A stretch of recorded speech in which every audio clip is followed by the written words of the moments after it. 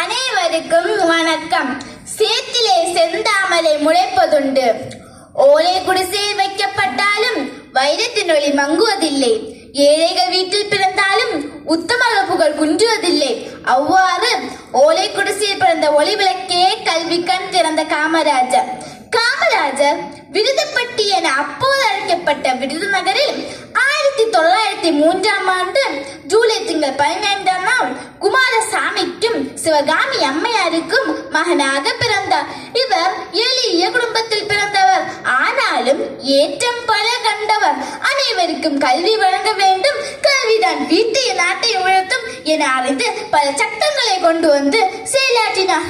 இவர் தன் 6ஆம் அகவையிலே தன் தந்தை இழந்து விட்டார். வறுமையின் காரணத்தால் 6ஆம் வகுப்பை இடையில் நிறுத்திவிட்டு கடையில் வேலைக்கு சென்றார். தீண்டாமை ஒழிப்பு போராட்டம், கள்ளுக்கடை மறியல், ஒற்றுழையாமை இயக்கம் போன்ற பல போராட்டங்களில் கலந்து கொண்டார்.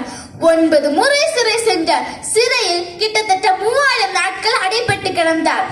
தமிழக காங்கிரஸ் கட்சியின் தலைவராக இருந்த இவர் 1954 ஏப்ரல் 13ஆம் நாள் தமிழக முதலமைச்சராக பதவியேற்றார். அகில காங்கிரஸ் கட்சியின் தலைவராக இருந்த இவர் தனக்கு கிடைத்த பிரதமர் பதவியை புறக்கணித்து விட்டு இந்திரா காந்தியை பிரதமராக்கினார். கண்ணுடையார் என்பார் கற்போர், முகத்திலிருந்து முன்னுடையார் கல்லாதவர் என்ற குரலுக்கேற்ப ஏழை மாணவர்கள் நலனை மனதில் கொண்டு 1956 8ஆம் வகுப்பு இலவச கல்வி திட்டமும் 1963 11ஆம் வகுப்பு இலவச கல்வி திட்டமும் கொண்டு வந்தார். மாணவர்களுக்கு இலவச பள்ளி சீருடையும் மற்றும் பாட புத்தகம் வழங்கும் திட்டத்தையும் கொண்டு வந்தார். அடுப்பூதும் பெண்களுக்கு படிப்பேது என்ற பழக்கத்தை மாற்றிவிட்டு பெண்கள் கல்வி கற்க பாடுபட்டார் பெருந்தலைவர். மந்தினி ஞாலத்தில் வாழ்வோர்க்கெல்லாம் உண்டு கொடுத்தோ உயிர் கொடுத்தோர் என்ற வரிகளுக்கு ஏற்ப ஏழை மாணவர்கள் நலனை மனதில் கொண்டு இலவச மத்திய உணவு திட்டத்தையும் கொண்டு வந்து அறிவுடன் உயிரையும் ஊட்டினார். அன்னச்சத்திரம் 1000 நட்டல், ஆலயம் 10000 வைத்தல், அன்னை ஆயினும் புண்ணியம், ஆங்கோர் ஏழிக்கு எடுத்தறிவித்து என்னும் வரிகள் என்னும் பாரதியின் வாக்கை மனதில் கொண்டு ஏழைகளின் அகக்கண்ணாகிய கல்வி கண்ணை திறந்தவர்.